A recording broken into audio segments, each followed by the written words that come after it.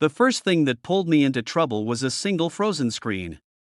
It was a quiet, bright morning in the office, sunlight spilling through the tall glass windows like a gentle spotlight, warming the carpet below and reflecting softly on the silver frames that decorated my boss's desk.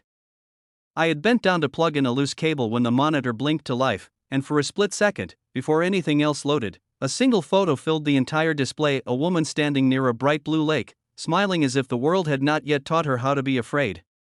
Her hair was lighter, her clothes casual, her eyes alive with something I had never seen in my boss before. And that was when I realized it was her. My boss, Mira Colborn. I should have looked away. I should have pressed any key. But I froze, because the woman in the photo looked nothing like the tense, guarded, impeccably dressed executive who walked these hallways with clipped heels and quiet storms behind her eyes. That picture felt like an accidental doorway into a secret version of her life I was never meant to see. If you believe in kindness, second chances, and stories that change people, please like, comment, share, and subscribe to Kindness Chronicles to keep supporting these heartfelt journeys. I had only been working at the company for 3 months, the newest and least experienced IT assistant, the kind of person no one remembered by name except when something broke. That morning, I had simply been called to fix a computer that refused to behave, as the message said. I didn't expect the computer to reveal a piece of someone's soul. I didn't expect to feel something shift inside me. And I definitely didn't expect Mira to walk in just as I cleared the photo from the screen, her presence entering the room like a sudden cold gust disturbing warm air. She wasn't angry. She wasn't anything. She simply looked at me with a blankness that carried weight, as if she could sense something had happened before she arrived. But she said nothing, only nodded stiffly and stepped aside so I could finish my work. Yet the image of her smiling self at the lake stayed lodged inside my mind like a whisper that refused to leave. I went home that night wondering what transformed someone from that bright, open person in the daylight photo to the closed, unreachable figure I saw in the office every day. For the next week, I avoided meeting her eyes, terrified that she might somehow know I had seen her private world. She rarely spoke to me, only leaving notes on tasks. The office stayed busy, the kind of place where time ran quickly even when days felt slow. But something inside me had changed. I started noticing her more closely. The way she paused near the window as if searching for something far away. The way she never smiled, not even politely. The way her shoulders remained constantly tense as though holding invisible burdens. I didn't know why I cared. But the image of that joyful version of her by the lake kept floating back to me, reminding me that people carry stories behind their silence. It was a sunny Tuesday when she finally confronted the moment I had been dreading. The office was calm, employees quietly typing while the daylight cast shifting patterns on the floor. I was repairing an issue on her computer again, this time a software glitch, when she stood behind me longer than usual. When I turned, she didn't speak immediately. Her eyes were not sharp or cold. They were searching, uncertain, as if she was about to expose something fragile. Then she asked the question I never expected to hear from someone like her. When you saw that picture, did you think I was pretty? Her voice wasn't confident like her usual tone. It trembled almost imperceptibly. The words landed in the air with a heaviness that did not match the simplicity of the question. It felt like she wasn't asking about beauty at all, but something deeper, something about worth, about identity, about being seen beyond her title and responsibilities. I answered carefully, from a place of truth, telling her she looked happy in that photo. That the picture showed a side of her I had never seen, but one that felt full of warmth. She didn't blush or smile or look flattered. Instead, she looked away, as if hearing those words reopened a door she had tried to lock shut. In the days that followed, she began stopping by my desk with little excuses, questions she could have emailed, requests she didn't truly need me for. Her presence softened, losing its edge. She started speaking differently, not formally, but gently, like someone relearning how to be human in a world that had treated her like a machine. She shared small pieces of her life, never in dramatic declarations but in quiet mentions.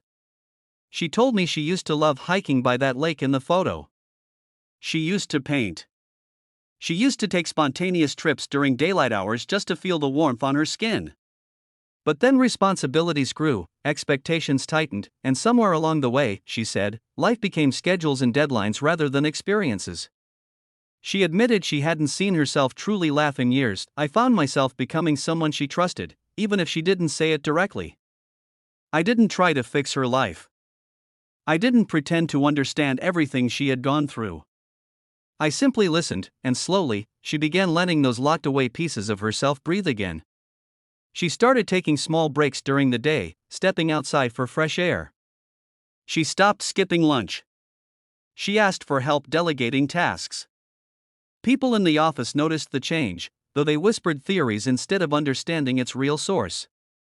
But I knew.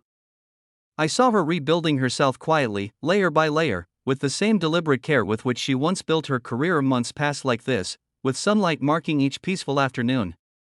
Mira grew kinder, more patient, more alive.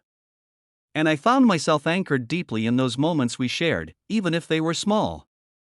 But emotional growth rarely comes without storms. One Friday afternoon, the company announced a restructuring, and rumors of layoffs spread like a wildfire across dry fields. People panicked. Tension returned. Stress flooded the office again. And Mira, as department head, had to lead everyone through the chaos. I saw the fear in her eyes, the way someone might hide a wound beneath steady hands. She worried she would fail them. She worried the team would crumble. She worried she would return to the hardened version of herself she had fought so quietly to escape. During the worst week of uncertainty, she came to me one morning, standing by my desk with her composure stretched thin. She told me she feared she wasn't strong enough to support everyone. That despite her position, she felt small, scared, and unprepared. I reminded her of the woman in the photo, the one who stood by the lake with pure sunlight on her face. I said that the strength in that photo wasn't lost, it had simply been buried beneath years of pressure and expectations. She didn't say anything then, but her eyes glistened in the daylight as if my words reached a place she had forgotten. The following days transformed her. She stepped into leadership with warmth rather than fear. She spoke honestly to her team, acknowledging uncertainty but promising transparency. She defended her department from unnecessary cuts. She ensured no one lost their job. And when the restructuring settled, she remained standing, not cold, not hardened, but stronger because she had chosen compassion rather than retreat. Spring arrived soon after, filling the office with bright skies and renewed energy. The sun lingered longer through the windows, bathing everything in gentle, hopeful light. One afternoon, she approached me again, this time not with fear or insecurity, but with a calm certainty I had never seen before. She thanked me for seeing her when she had forgotten how to see herself. She said my kindness had helped her rediscover the parts of her identity she had lost along the way. She didn't ask for admiration or validation. She simply expressed gratitude, warm and sincere, like sunlight settling softly on tired shoulders, and in that moment, I realized the story had never been about a photo or a question about beauty. It had been about reminding someone that they were allowed to be human, allowed to breathe, allowed to reclaim joy. Sometimes all it takes is one person noticing the hidden light in someone else for that light to grow again. I didn't fix her computer that day. I helped fix something far more delicate, her belief in herself. If this story touched your heart, if you believe small acts of kindness can change lives, please like, comment, share, and subscribe to Kindness Chronicles so more people can feel these moments of hope. Before you leave, please comment one thing you believe people sometimes forget about themselves. In the end, as Mira stood near the window on a bright afternoon, sunlight warming her face just like in that old photo by the lake, I realized the most beautiful thing about her wasn't her smile or her reflection. It was the quiet courage she gained in choosing to heal. And maybe that's what makes someone truly beautiful, not the way they appear in pictures, but the way they embrace the light again after living too long in the shadows.